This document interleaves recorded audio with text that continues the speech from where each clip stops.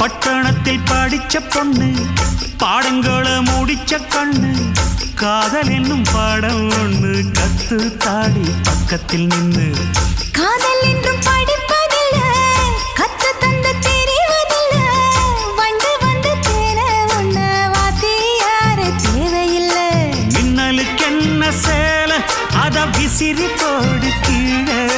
மாமனின் சொத்துக்களை பத்திரமா வைப்பது எங்கடமை மன்மத சித்திரத்தை மூடி இங்கு வச்சதுதான் கொடுமை என்ன கண்ணால் கிள்ளுற கையால் அள்ளுற காயம் பண்ணுறியே